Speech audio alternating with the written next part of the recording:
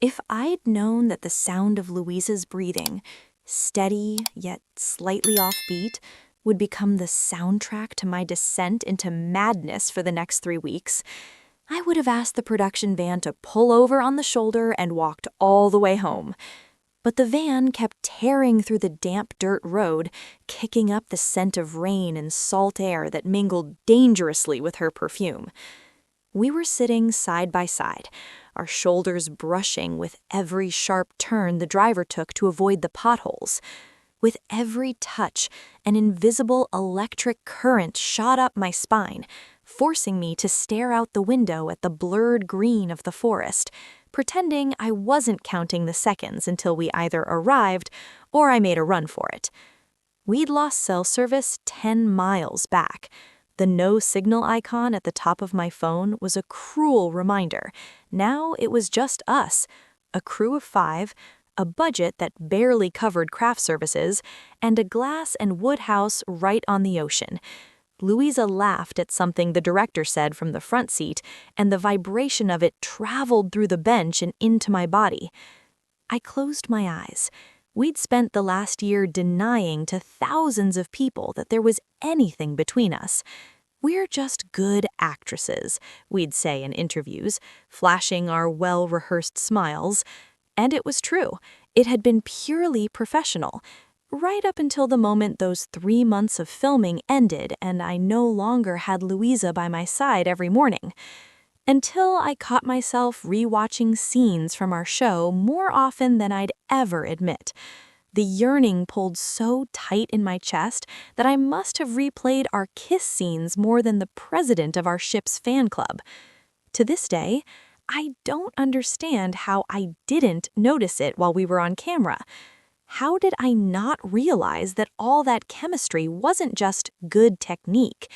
I fell in love without even noticing. But the fans, they saw it. They made it very clear. But Luiza, she just laughed it off, thought it was funny, and denied it. She denied it with such conviction, such ease, that I never dared to consider it might be real. I never told her. I did the impossible to keep up appearances, denying it with the same certainty she did. I couldn't ruin everything we'd built. I couldn't feed the fans' hopes with a love that only existed in my darkest dreams. The first season was a massive hit. It took our careers to a new level. Global fan bases, an independent production company finally out of the red, though there still wasn't much left over. And then, the big invitation, another season, same actresses, different story, and a fan base starving for more of that undeniable chemistry Luiza and I had discovered during our very first screen test. To celebrate the second season being greenlit, we'd gone out, the whole crew. Expensive dinner, clubs, and an after-party at my place. Months later, when the van finally pulled onto the gravel driveway of the Open Sea Inn, the reality of low budget hit us. No trailers, no individual dressing rooms. There was a stunning main house, yes, but Jennifer, the PA, holding a clipboard and wearing the "I'm sorry in advance" smile, handed us a single key. The master suite, with its panoramic view of the restless ocean and a bed that looked like a battlefield of white linen, was ours, just like in the first season. One bed for the both of us. Luiza took the key from my hand, her fingers grazing my palm with a familiarity that made me hold my breath. "We've shared a room before, Valentina," she said, her voice raspy, trying to break the tension that had settled instantly. "Back to the old days. Relax, it'll be easy." It wasn't going to be easy, and if you've ever had to sleep next to the person who makes your heart beat in an arrhythmic thud, hearing the sound of the sheets moving in the dark and imagining the heat of her skin just 12 inches away, you know that hell has a very specific, very cozy architecture. Filming started the next morning. The director, a visionary woman who knew how to get blood from a stone, didn't give us a moment to breathe. The series was an intimate drama focused on 2 women who reunite at a beach house years after a messy breakup. The irony wasn't lost on me. The script demanded tension, it demanded heartbreak, and it demanded an attraction that fought against its own existence. Basically, it required us to stop acting and start bleeding. "Cut!" the director shouted, her voice echoing through the inn's living room, which served as our set. We were in the middle of a heated argument for scene 4. Luiza was leaning against the kitchen counter, her chest rising and falling rapidly, her face flushed from the intensity of the performance. I was 2 steps away, hands clenched at my sides, trying to control a tremor that wasn't in the script. "The chemistry is great, but I need more danger," the director instructed, gesturing wildly. "Valentina, when you approach her, I don't want you to just walk. I want you to be pulled, like it's against your will. And Luiza, don't look away. Hold it. Let her get close enough to feel her body temperature change." We nodded. The silence on set was absolute, save for the sound of the waves crashing outside and the faint hum of the LED lights. Action. I moved, not as Valentina, but as the character. I took a step, invading Louise's personal space. She didn't flinch. Her brown eyes, lit by the soft glow from the window, locked onto mine. I could see her pupils dilating. The script said I was supposed to hold her face, but I hesitated. My hand hovered in the air, millimeters from her jawline. I felt the heat radiating off her, a soft warmth that seemed to singe my fingertips. The air between us grew thick, heavy, like we dove into deep water. Louisa's lips parted, a tiny, almost imperceptible movement, but my brain registered it in slow motion. I heard the sharp, hitched catch of her breath. That wasn't acting. I knew the difference. I knew her technique. I knew when she was accessing a sad memory or using a breathing trick. This was raw. This was fear. And desire? "Say the line, Valentina," my mind screamed, but my mouth was dry. "You didn't have the right to leave," I whispered, my voice breaking more than I'd planned. My fingers finally touched her skin, just below her ear. It was like touching a live wire. A visible shiver ran down her neck, and she closed her eyes for a second, tilting her head into my hand, seeking the contact. I never really left, and the line, heavy with a double meaning only the 2 of us understood, hung in the air like a sentence. We stayed there, frozen, forehead to forehead, breathing the same stale air, until the director's voice broke the spell. "Cut! Perfect! Let's move to the next one." We pulled apart too fast, as if we'd been burned. Luiza went to get water, turning her back to me.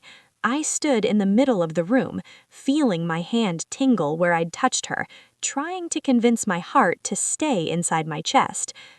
If you're following this story and you think it's easy to separate work from real life when you're isolated from the world, locked in a fictional bubble, let me give you some advice. Never underestimate the power of shared silence. The danger doesn't live in the shouting or the dramatic scenes. The danger lives in her toothbrush sitting next to yours at the sink. It lives in the scent of her shampoo that floods the bathroom after she showers. It lives in the way she walks around the room in an oversized t-shirt and bare legs, pretending she doesn't notice you're staring at the script in your hands instead of the words. The routine of the first week was a masterclass in emotional masochism. We filmed scenes of love and despair during the day, and at night we returned to the neutrality of our suite. But neutrality was a lie as thin as tissue paper. On a rainy Tuesday, we were scheduled to do a live stream for the fans. The satellite internet was cooperating for once. We sat on the bed, leaning against the headboard, the phone propped up on a stack of books. As soon as we went live, the numbers skyrocketed.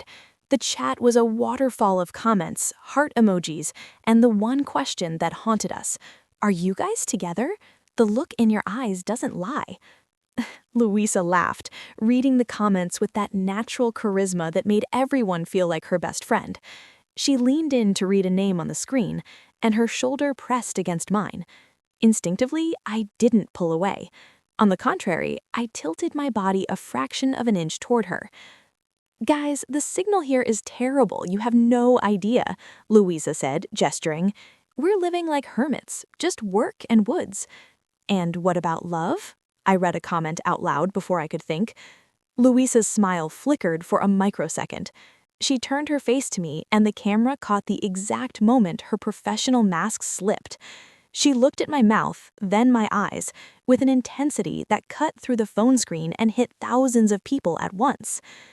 I felt my face heat up. Panic rose in my throat. Without meaning to, we were feeding the fantasy. We were giving them exactly what they wanted, but it was based on a lie. If we tripped up now, after denying it for so long, we'd look like opportunists, liars. Queer-baiting marketing, the critics would claim. They'd been saying it since the first teaser. "The love is strictly in the script and in our friendship," she cut in, her voice colder than I expected. She physically moved away from me on the bed, crossing her arms. "We're here working very hard to deliver the best story for you all." I blinked, confused by the sudden drop in temperature. I laughed awkwardly, trying to bring back the light-hearted mood, but the damage was done. The chat noticed. "Wow, Luiza went cold. Did something happen?" The vibe just got heavy. We ended the live minutes later with lame excuses about the battery. When the screen went black, the silence in the room was deafening. "You didn't have to be rude," I said, getting up and walking to the window where the rain was lashing against the glass. "And you need to stop flirting with the camera," she snapped back, defensive, using her words like a shield. We're here to work, Valentina. If they think we're messing with them, this show is dead before it even premieres. I wasn't flirting with the camera, I answered quietly, without turning around. You know I respect my career, the fans. You know I respect you. My voice climbed an octave on the last word before I could stop it. The sentence hung in the air. She knew what it meant, and that was exactly what terrified me. I'd been too honest. I grabbed my towel and went into the bathroom, locking the door with shaking hands, desperately needing a space where the oxygen didn't smell like her. The following days were an exercise in emotional masochism. We established an invisible barrier in the middle of the room. We spoke only when necessary. On set, the director praised the palpable tension between the characters, not knowing it was the ruin of our relationship manifesting in real time. Luiza's character tried to pull away, and mine suffered. Art was imitating life with a surgical precision that hurt down to my bones. But nature, much like desire, abhors a vacuum. On the last Friday of filming, a storm hit the coast. It wasn't just rain. It was the sky collapsing. The wind howled like a wounded animal, rattling the panoramic windows of the inn. The power went out around 7. The generator died half an hour later. It was total darkness, except for the lightning that illuminated the room in a stroboscopic flashes, revealing Luiza's silhouette sitting on the edge of the bed, hugging her knees. I was in the armchair in the corner, pretending to read a script by the light of my phone flashlight, which was at 15%. "Valentina?" Her voice sounded small in the dark. "Yeah? I'm scared." Luiza never admitted to being scared. She was the brave one, the one who went skydiving, the one who improvised complex monologues without breaking a sweat. I set the phone down. The screen light caught my face from below, casting ghostly shadows. "It's just a storm. The house is structurally sound." I tried to rationalize, my voice steady, trying to project safety. Thunder cracked right above us, a physical sound that made the floor shake. Luiza let out a muffled gasp and covered her ears. I didn't think. Instinct was faster than logic. I crossed the room in 2 steps and sat on the bed beside her. Hey, it's okay." She turned to me, looking for an anchor. In the shadows, her eyes were shining, wet. I could feel the heat of her body radiating, fighting the damp cold creeping in through the window cracks. "It's not the storm," she whispered, and the confession fell between us like a stone. "I'm scared that we'll leave here and never speak again. I'm scared I ruined everything." "You didn't ruin anything." I said, and my hand, betraying my brain once again, reached up to brush a stray lock of hair from her forehead.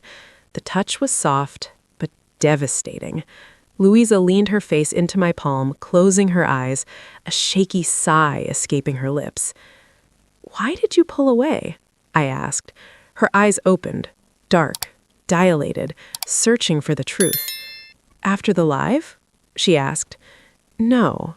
After that night we celebrated the news of the second season. The party, the after-party, Jennifer asleep on the couch, the two of us listening to vinyl in my room. I woke up alone, with your scent still on the messy sheets. I went downstairs and you were there, in the armchair, but you were different, like something had broken." After that night at your place, she swallowed hard, her gaze lost in the memory. The truth finally escaped, violent and painful, but bringing immediate relief. I was terrified, Valentina, because it wasn't a lie. It wasn't just a celebration. If I let it happen, if I let you in, I wouldn't know how to stop. That morning, I realized we'd have to go back to the real world, and you'd deny it all over again. Everyone thinks it's marketing. They think we're faking. But I'm not, Valentina. I haven't been faking for a long time. I only ever smiled through it, Luiza. I only started denying it after that night. I only did it because you fled the bed before sunrise, and I was terrified I was feeling all of that alone. And now, after all these months, after the live, I got scared all over again. I never wanted to cross your boundaries, Luiza, I confessed. "I guess we really are good actresses," Luiza said with a faint smile. "I believed every word when you said it was just technique, just being professional." "We are. We're excellent actresses. In this case, our best performance was off-camera." The distance between us vanished. There was no rush. It was just gravity taking over. I saw her gaze drop to my mouth, saw her breath hitch. The world outside was falling apart in wind and water, but there, in that dark room, time stopped. I felt her breath hit my face, warm and smelling of mint. The silence wasn't heavy, it was static electricity. Luiza mirrored my gesture, placing her hand on my face. Her thumb traced the line of my jaw, a hesitant touch, testing limits, asking for permission. "Valentina," she started, but I didn't let her finish. The first kiss wasn't perfect. It was desperate. It was the collapse of two dams that had held water back for far too long. My hands went to the back of her neck, pulling her closer, tangling my fingers in her hair. Luiza made a low, guttural sound and threw herself against me, the weight of her body pushing me back into the pillows. There was a hunger there that startled me. This wasn't the polished choreography of the scenes we filmed. This was teeth clashing, tongues searching, hands gripping shoulders and waists, any piece of skin available.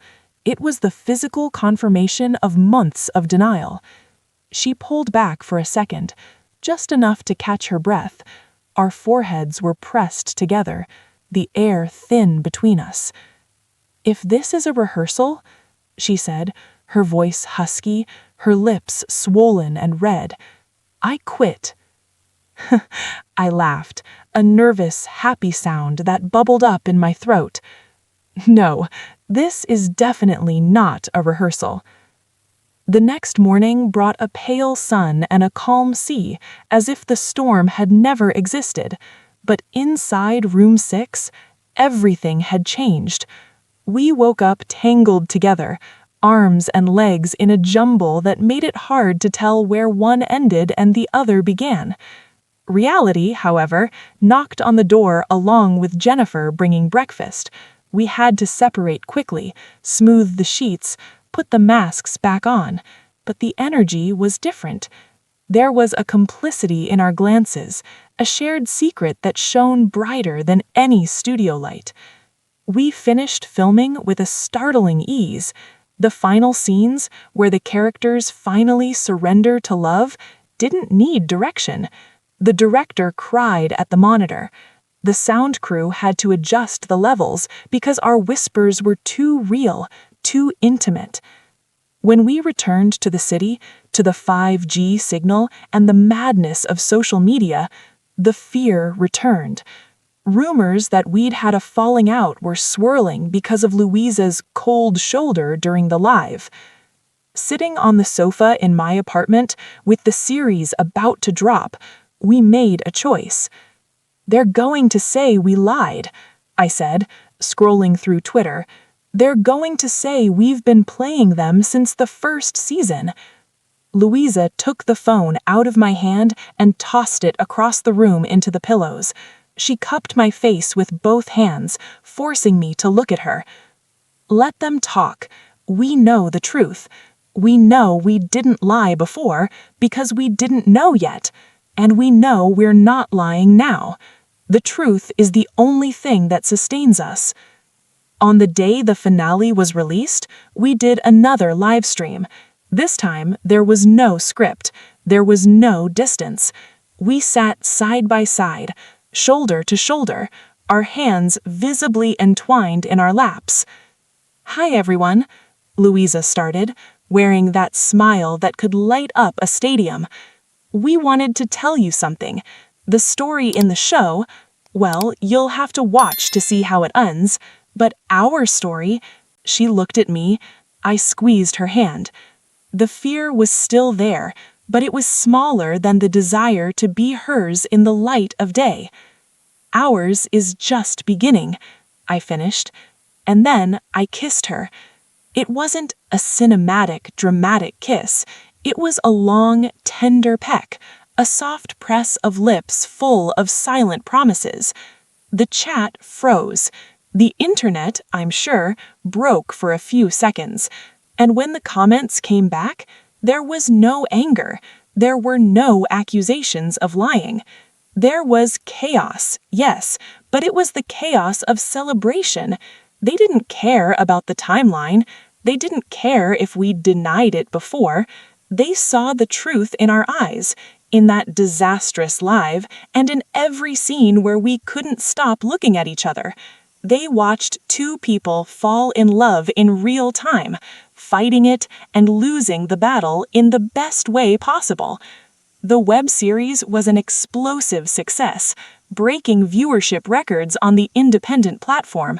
But honestly, I was too busy memorizing every freckle on Luiza's shoulder, finally understanding that the best role of my life didn't have a script at all.